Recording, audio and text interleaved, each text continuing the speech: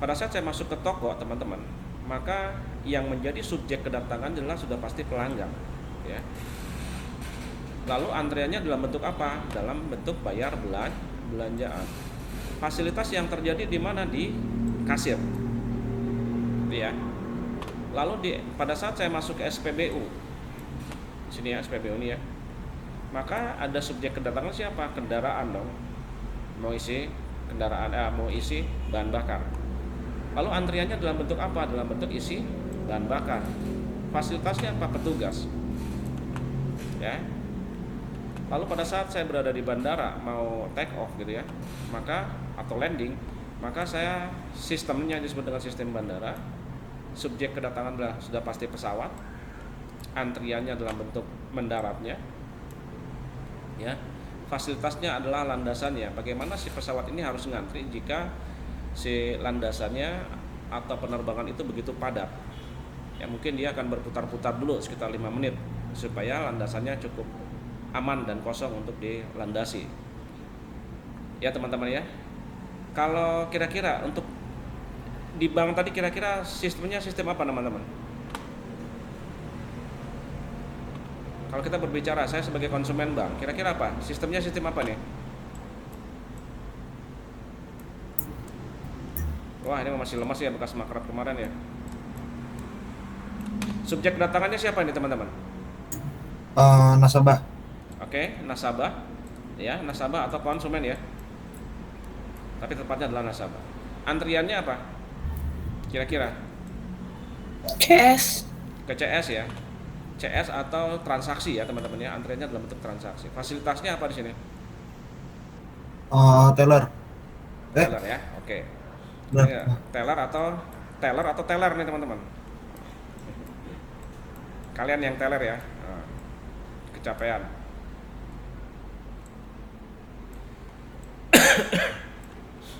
Oke. Sekarang kita lihat lagi. Ya, saya hapus dulu nih sore.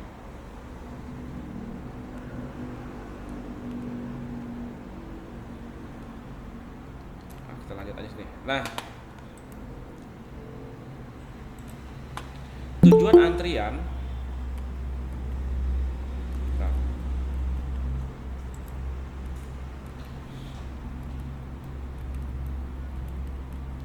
ya tujuannya untuk apa sih?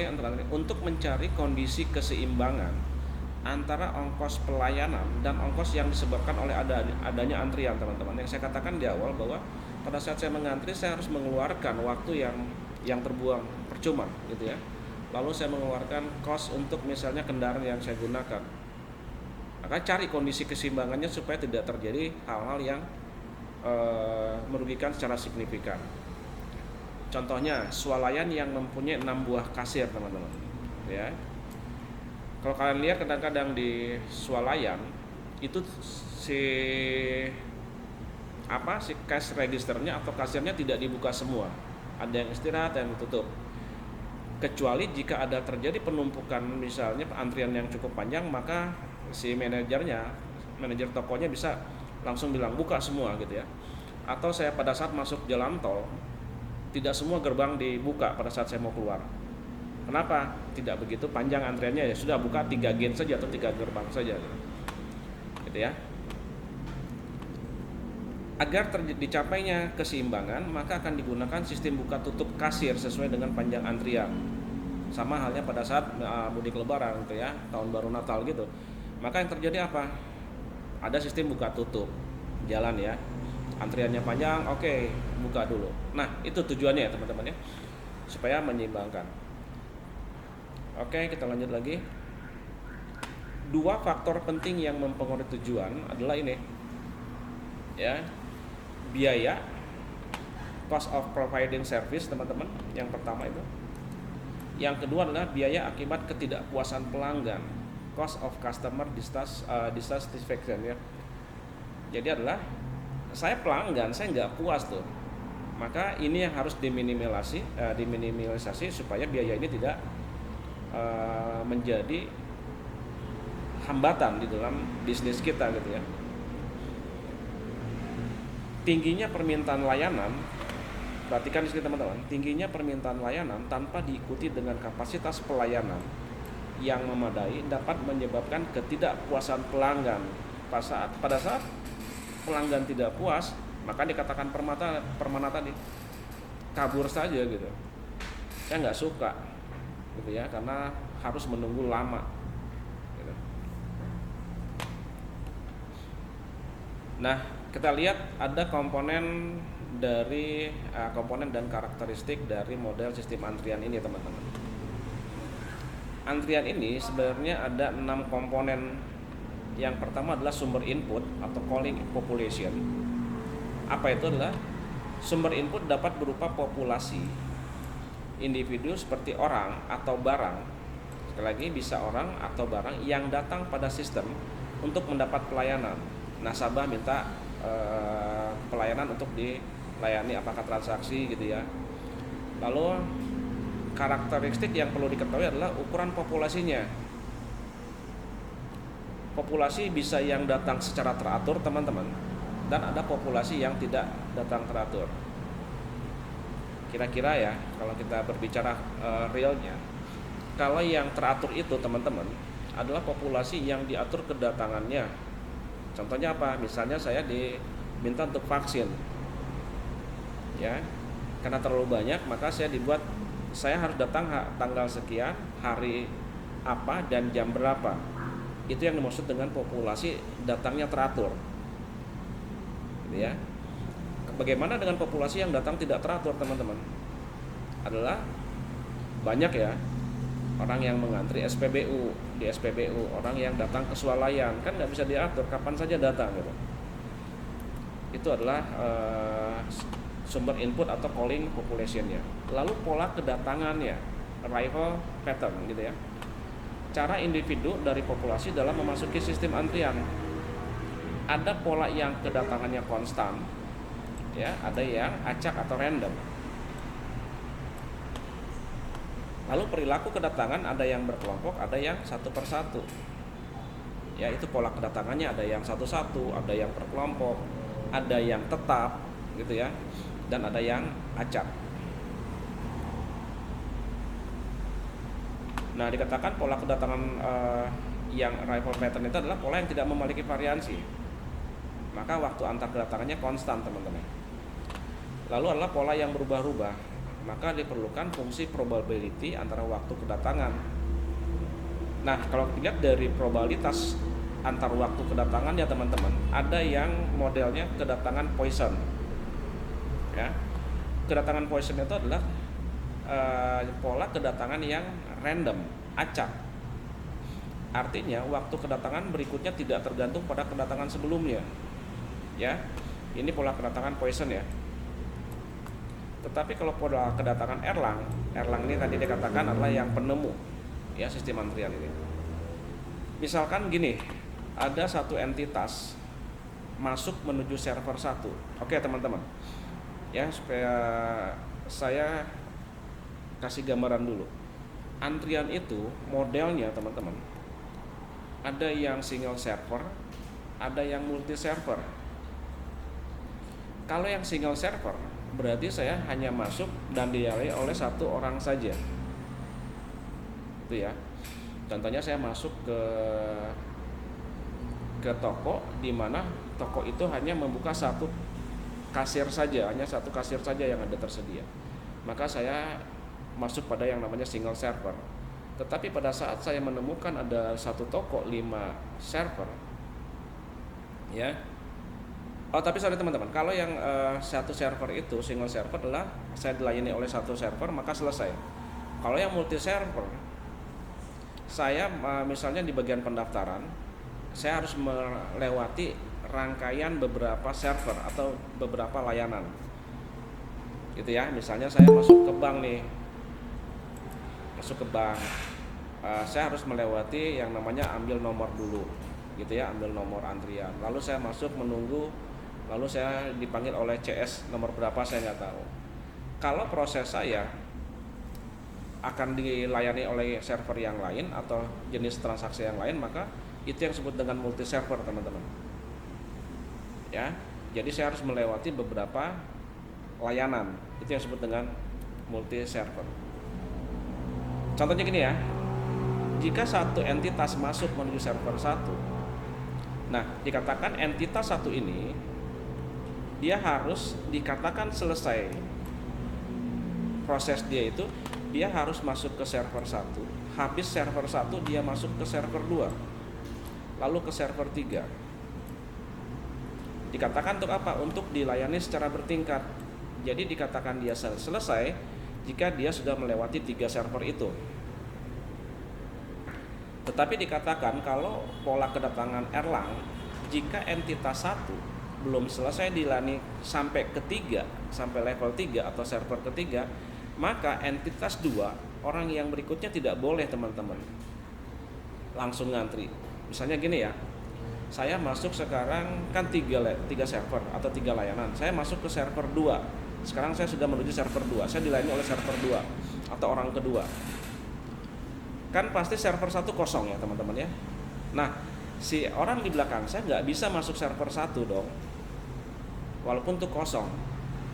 Kenapa? Proses saya belum selesai. Walaupun saya di server 1 sudah selesai, tapi server 2 masih proses. Ya, proses menuju server 3.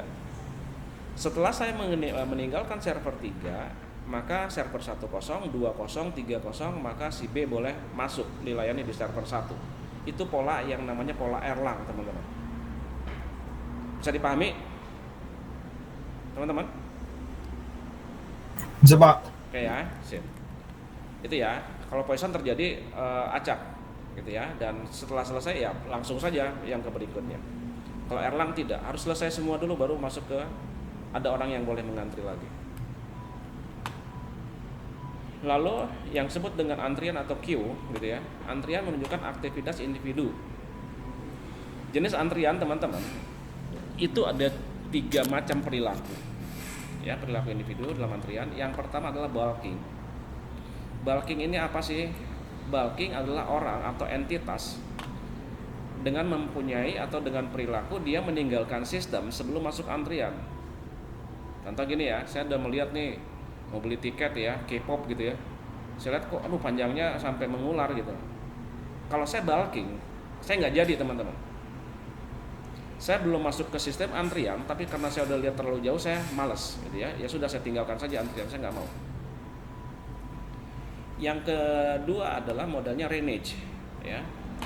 Ini adalah perilaku yang sudah masuk antrian tetapi meninggalkan antrian sebelum dilayani. Kalau bulking tadi belum ngantri ya teman-teman ya, dia langsung kabur. Tetapi kalau renege ini adalah saya sudah masuk ke antrian nih, di tengah-tengah, aduh assalamualaikum, sedangkan saya di buru waktu yang lain, maka saya keluar dari antrian teman-teman. Gitu ya, renege ya. Yang ketiga adalah joki. Joki ini adalah perilaku individu yang sudah masuk antrian kemudian pindah ke jalur antrian yang lain teman-teman. Ya, kalau diperbolehkan sok pindah jalur gitu, ternyata yang jalur lain antriannya lebih sedikit, mangga gitu ya. Ini perilaku joki ya. Lalu adalah yang keempat itu ada disebut dengan disiplin ya, disiplin antrian. Ada 5 macam disiplin antrian. Yang pertama adalah FIFO, model FIFO. Itu adalah first in first out ya, atau ada yang bilang FCFS, first come first serve. Pelayanan disesuaikan dengan urutan kedatangan, biasanya seperti itu ya. Maka saya datang pertama kali, maka saya akan dilayani pertama kali dan akan keluar pertama kali. Itu FIFO. Tapi kalau modelnya LIFO, disiplin antrian LIFO, maka itu adalah last in first out, atau istilahnya ada LCFS, last come first serve. Nah teman-teman, ini agak berbeda dengan orang ya. Kalau orang marah dong datang pertama dilayani terakhir. Tetapi kalau LIFO ini last come, yang datang terakhir itu akan dilayani terlebih dahulu. Biasanya gini teman-teman, saya punya misalnya ya, saya punya tumpukan, saya beli barang ternyata ditumpuk seperti ini ya. Masuk ini ada barang A, tumpukan A, lalu ada tumpukan B, lalu ada tumpukan ditumpuk lagi C, ya, lalu datang lagi ada tumpukan D, menumpuk kotak-kotak di bawahnya. Lalu ada di sini ABCD, ini adalah E, tumpukan E, ini ada tumpukan F. Kalau metode LIFO teman-teman, last in first out, maka pada saat barang datang, ini kan datang pertama kali ya, tumpukan pertama datang pertama kali, CD adalah datang kedua kalinya, yang terakhir adalah EF, tumpukan EF. Model LIFO, maka saya nggak mungkin ya mengeluarkan AB dulu teman-teman. Kenapa? Posisinya akan lebih sulit. Saya bekerja banyak sekali ya. Saya mengeluarkan EF dulu, mengeluarkan CD dulu, baru AB. Kalau LIFO, maka saya harus mengeluarkan EF dulu teman-teman. EF harus saya angkat duluan, itu saya keluarkan duluan. EF-nya selesai, habis, maka yang berikutnya mana? C dan D saya keluarkan. Artinya apa? Kalau pertama kali datang, maka akan dilayani terakhir. Itu tapi modelnya adalah tumpukan barang ya teman-teman ya. Kalau ada yang bertanya bisa langsung saja.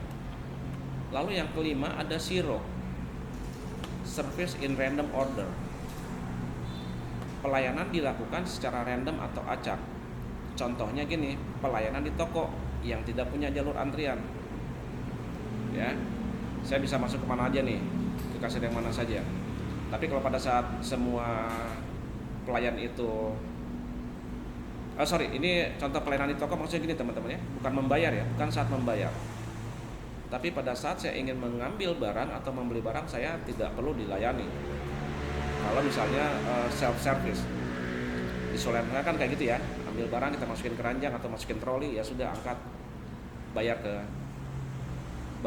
ke kasir. Nah pada saat masuk kasir itu adalah sebagai antrian. Tetapi yang dikatakan SIRO di sini, Service in Random Order, maka pada saat kita melakukan pengambilan barang dari rak ke troli atau ke keranjang kita, itu tidak perlu antri ya teman-teman ya. Lalu ada yang disebut dengan SOT, Shortest Operating Time atau SPT ya. Dia akan mengambil waktu proses yang terpendek. Pelayanan yang membutuhkan waktu paling cepat akan dilayani dulu. Kalian pernah nggak teman-teman melihat ada di swalayan itu ada khusus kasir yang melayani pembayaran ekspres? Pernah nggak teman-teman? Atau jalur atau kasir yang hanya melayani barang-barang di bawah jumlah 5 item? Pernah? Berapa? Pernah ya? Nah itu adalah apa teman-teman? Itu modelnya SIRO. Dia akan melayani orang-orang yang belanjanya hanya 2 item, 3 item gitu, supaya tidak terjebak dalam suatu antrian yang panjang, maka dibuat satu jalur khusus untuk yang namanya pembelian dengan jumlah item kurang dari 5. Itu dibuat seperti itu teman-teman, dengan metode kayak begini gitu ya, dengan menggunakan SOT ini, Shortest Operating Time. Lalu PR, Priority, mendahulukan pelayanan pada individu dengan prioritas tertentu. Itu ya. Sama hal misalnya saya masuk ke parkiran ya. Kalian tahu ada misalnya jenis parkir apa teman-teman yang dilayani itu? Kita tinggal simpan kunci. Valet Pak, valet. Nah, valet parking ya teman-teman ya. Itu kan prioritas. Saya parkir di depan lobi, langsung saya kasih kunci, silakan. Prioritas nggak? Iya, dia bayarnya lebih mahal teman-teman. Gitu ya. Atau misalnya kalian masuk nasabah bank prioritas ya, maka kita tidak perlu antrian, tempatnya juga nyaman, VIP ya, kita tidak perlu menunggu lama. Kenapa? Kita termasuk nasabah prioritas, kita harus bayar lebih gitu. Nah, itu ya, itu PR priority. Kelima, waktu pelayanan ada 3 macam. Yang pertama paralel, yang kedua seri, dan ketiga adalah kombinasinya waktu pelayanan. Ya, kalau paralel itu terdapat banyak fasilitas pelayanan untuk jenis pelayanan yang sama, teman-teman. Ini orang, ya. Ini orang, ada orang di sini, kita anggap orang di sini. Saya ada kasir di sini, ada 4 kasir. 4 kasir ya. Maka 4 kasir ini adalah jenis layanannya sama kan? membayar belanjaan, maka saya tinggal pilih aja saya mau kemana gitu. Saya tinggal pilih mana yang kosong. Itu paralel, bisa. Kalau seri, terdapat fasilitas pelayanan yang berjenjang dan harus dilalui oleh setiap individu. Kalau yang ini teman-teman yang seri, maka setelah saya melewati yang server yang pertama atau layanan pertama, saya harus masuk lagi ke layanan yang kedua. Itu tadi ada dikatakan ya, sama. Jadi saya harus melewati beberapa layanan atau beberapa server.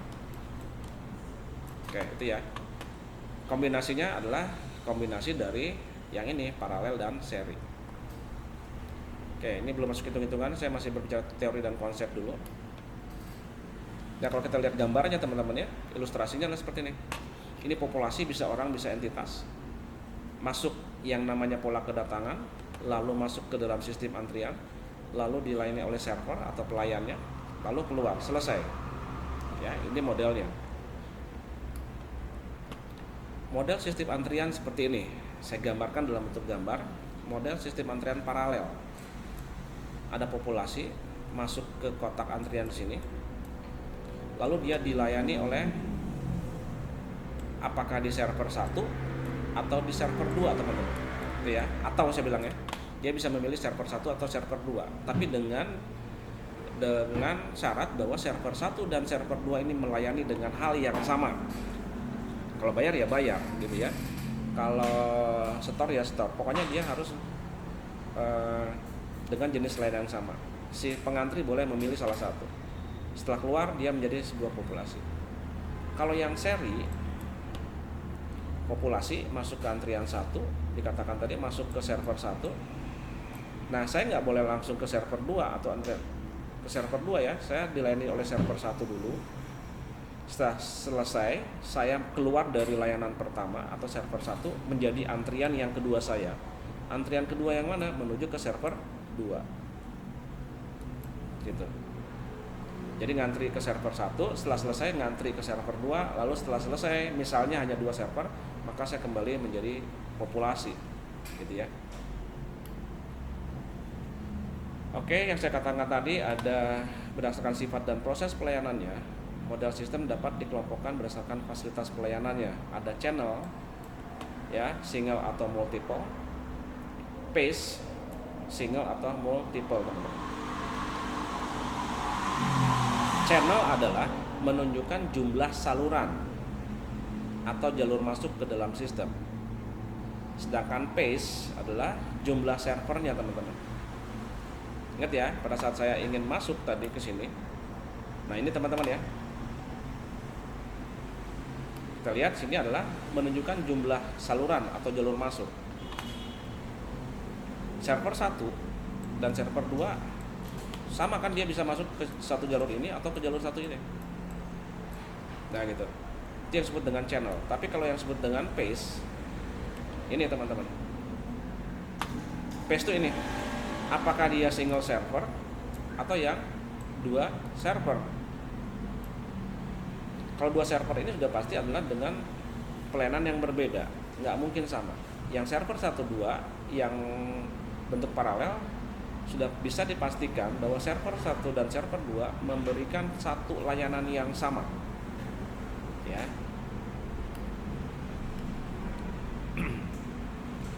Ya, teman-teman ya. Ini nanti bisa kalian baca berdasarkan channel dan pace-nya. Model antrian dikelompokkan menjadi single channel, single pace, SCSP.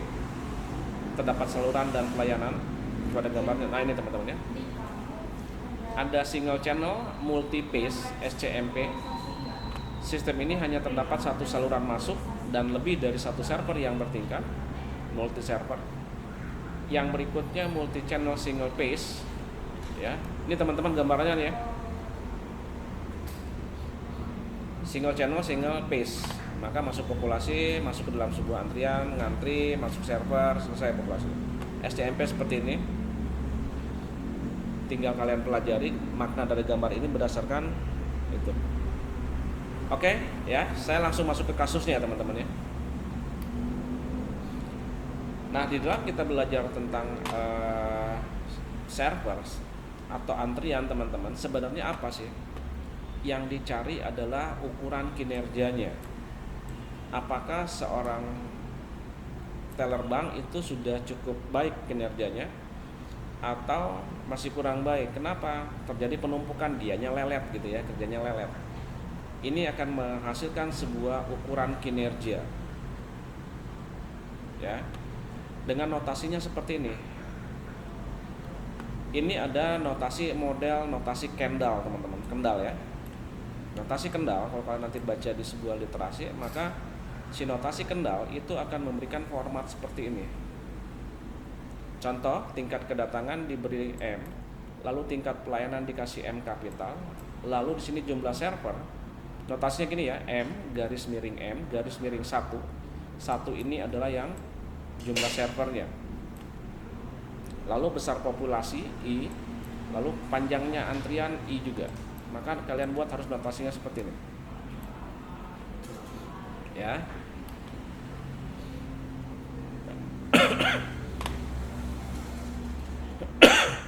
Dengan notasi M garis miring 1 garis miring I garis miring I, bisa dikatakan tingkat kedatangan itu adalah M ya, untuk random terdistribusi Poisson. Nanti ada simbol D untuk konstan dan E untuk random terdistribusi Erlang ya. Dan G, simbol G untuk normal dengan rata-rata mu, dan variansinya adalah delta kuadrat.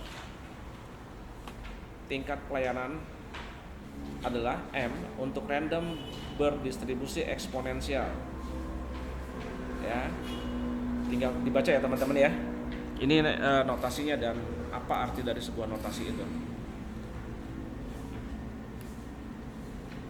Nah, teman-teman, simbol-simbol yang digunakan pada saat kita berbicara tentang mencari kinerja, ukuran kinerja antrian, maka ada notasi lambda. Lambda itu adalah tingkat kedatangan rata-rata. Harus diingat ya, jangan sampai terbalik-balik ya teman-teman ya. Lambda itulah tingkat kedatangan rata-rata, unit per jam satuannya. 1 per lambda waktu antar kedatangan rata-rata. Ya, 1 per lambda waktu antar kedatangan. Ya, salah ngetik saya. Ukurannya jam per unit juga. Lalu ada mu, tingkat pelayanan rata-rata. Ada 1 per mu, waktu antar pelayanan rata-rata. N, jumlah individu dalam sistem. LQ, jumlah individu rata-rata dalam antrian. LS, jumlah individu. WQ, waktu rata-rata. WS, waktu rata-rata dalam sistem total. S kapital adalah jumlah fasilitas servernya, satuannya unit. Sedangkan P adalah tingkat kegunaan fasilitas pelayanan teman-teman dalam bentuk persen. Ya. Ini notasi yang digunakan, simbol-simbol yang digunakan pada saat kita menghitung ukuran kinerja dari sistem antrian. Lalu ada lagi notasinya M, panjang maksimum kapasitas sistem, ukurannya unit. PN, probability atau probabilitas jumlah N individu dalam sistem. Lalu ada P0, ya, probabilitas tidak ada individu dalam sistem, berarti tidak ada orang yang mengganti. Ya. Lalu PW, probabilitas menunggu dalam antrian. Ukurnya frekuensi semua. Oke ya, ini tinggal dihafalkan teman-teman lambang-lambang seperti ini, simbol-simbolnya. Maka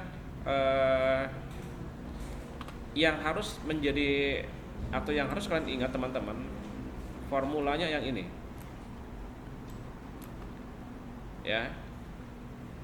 Ukuran kinerja itu adalah biasanya dicari apa? Tingkat kegunaan servernya, si pelayannya, lalu jumlah individu dalam antrian.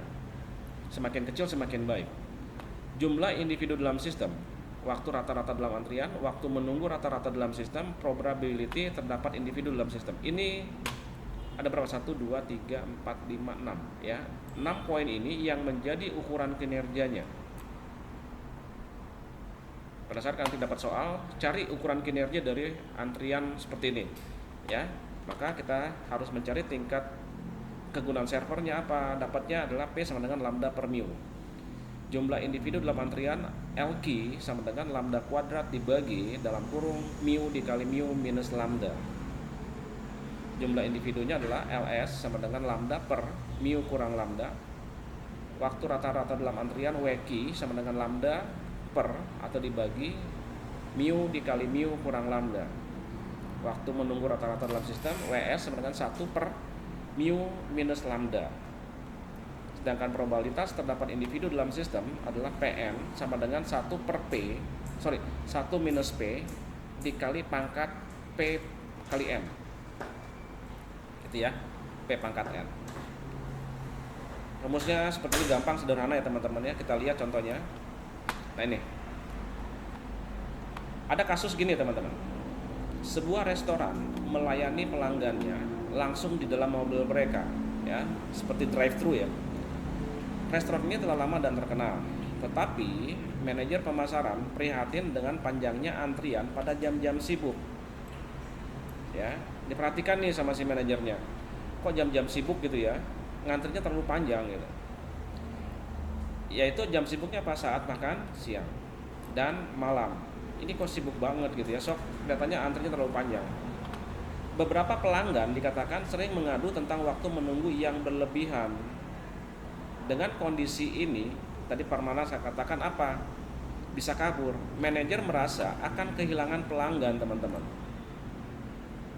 Ya, karena apa? Konsumen enggak suka disuruh nunggu lama-lama. Lalu dengan data bahwa faktanya adalah tingkat kedatangan rata-rata pelanggan selama periode puncak mencapai 50 mobil per jamnya teman-teman. Ya, faktanya seperti itu. Bisa dibayangkan terdapat 50 mobil per jam di jam-jam sibuk. Dikatakan tingkat kedatangan diasumsikan random berdistribusi Poisson. Jadi kita tidak bisa tebak teman-teman datangnya kapan ya. Waktu pelayanan rata-rata adalah 1 menit per mobil. Ini faktanya ya. Waktu pelayanan rata-rata adalah 1 menit per mobil.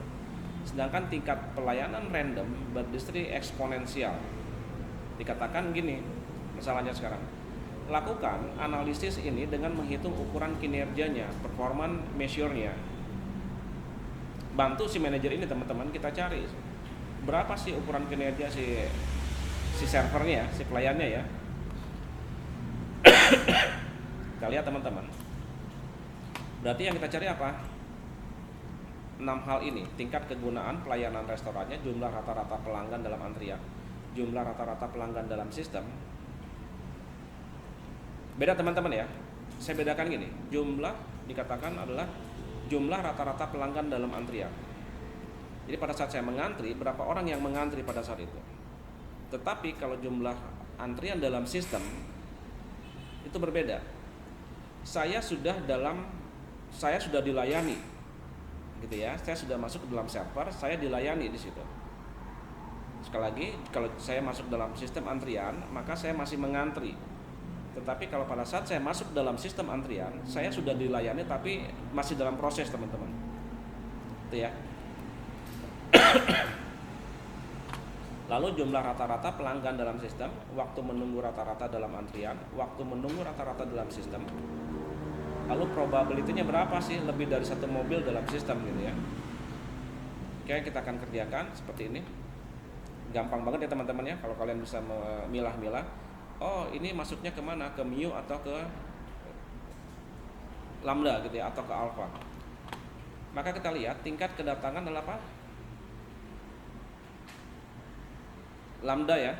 Tingkat kedatangan lambda sama dengan 50 mobil per jam. Ini diketahuinya. Lalu dikatakan juga atau diketahui waktu pelayanan adalah 1 per mu. Ya. 1 menit katanya per mobil tadi. Maka kita dapatkan 1 per mu sama dengan 1 menit. Sehingga tingkat pelayanan adalah U-nya tadi diketahui 60. Ya. Gitu ya. 1 per mu sama dengan 1 menit per mobil. Sehingga tingkat pelayanan mu-nya sama dengan 60 mobil per jam. Betul ya teman-teman ya? 1 menit per mobil. Tingkat pelayanannya berapa? Satuan dalam jam. Berarti tinggal dikali 60. Maka 1 jam itu waktu pelayanannya adalah 60 mobil per jam. Lalu gunakan notasi M garis miring 1 garis miring I garis miring I. Ukuran kinerja yang pertama kita lihat tingkat kegunaan pelayanannya. Ya, tingkat kegunaan pelayanannya. rumusnya adalah P sama dengan lambda per mu. Lambdanya 50 ya. Tadi si rata-ratanya sudah kita dapat, mu-nya 60. Maka lambda per mu 50 per 60 ya, kita dapatkan adalah tingkat kekurangan pelayanannya. Lambda per mu 50 per 60 kita dapatkannya 0,833 ya. Ini secara aja.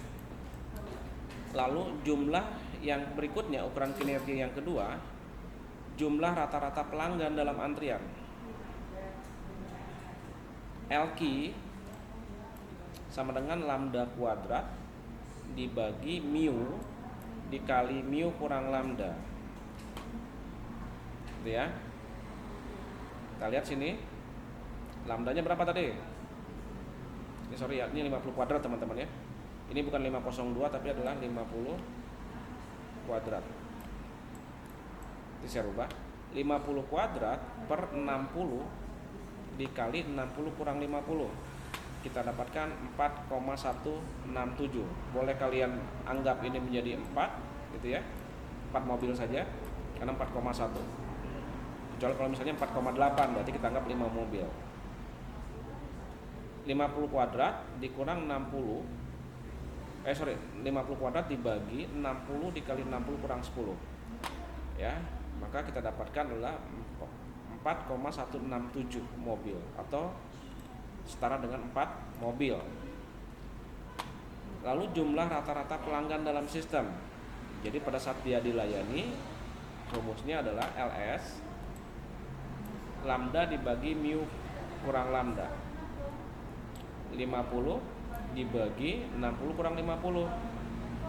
50 per 10 dapat 5 mobil.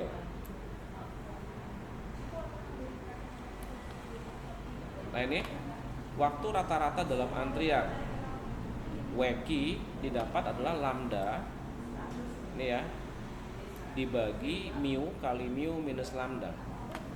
50 per 60 50 dibagi 60 dikali 60 minus 50. Kita dapat lagi tadi ya teman-teman ya, 0,083 yang tadi ada, atau sekitar 5 menit. Ini kan dalam jam ya. Kalau dalam jam 0,08. Tapi kalau dalam menit itu adalah 5 menit. Waktu menunggu rata-rata dalam sistem teman-teman. WS 1 per mu minus lambda. 1 dibagi 10, 60 kurang 50 dapat 0,1 jam atau sekitar 6 menit. Dikatakan teman-teman, probability terdapat lebih dari satu mobil. Lebih dari satu mobil adalah berarti 2 ke atas ya.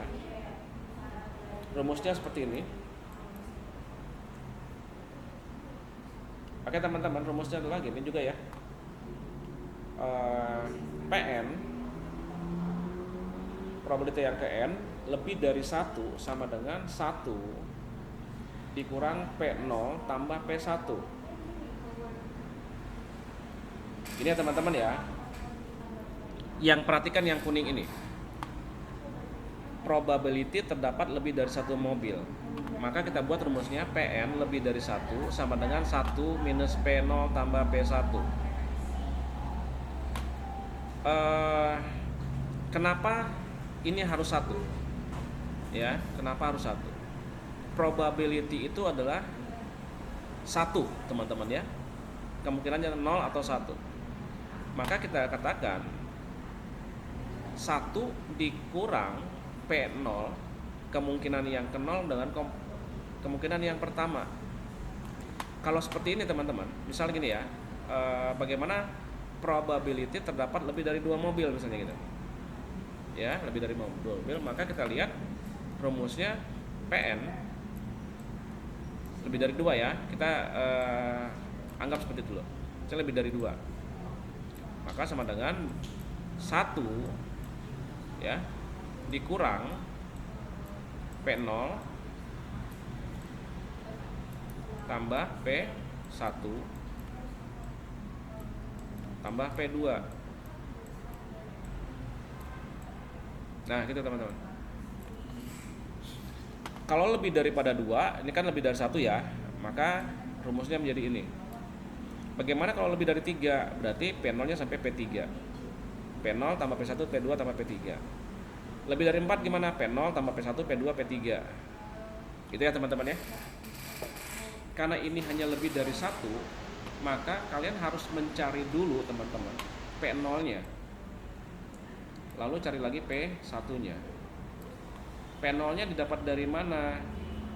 Ya, sekali lagi 1 ini adalah nilai kemungkinan, pasti 1 minus 0,083 dikali dengan 0,083 pangkat 0, 0,83 yang mana? Ini teman-teman ya. Nah ini waktu rata-rata antiannya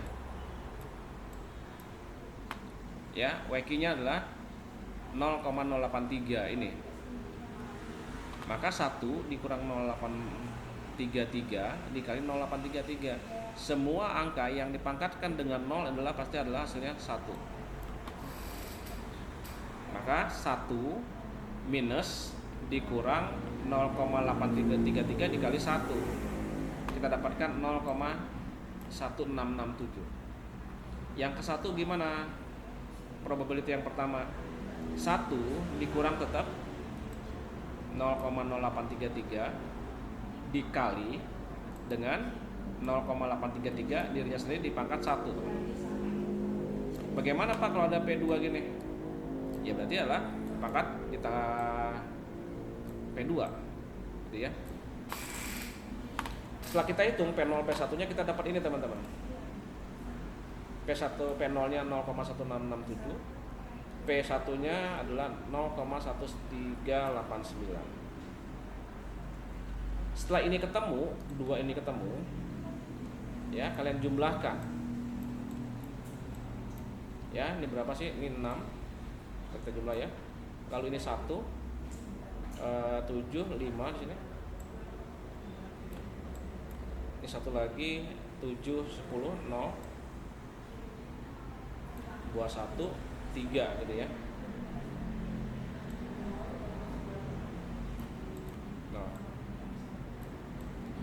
Nah kalau kita jumlahkan P0 dan P1 0,3056,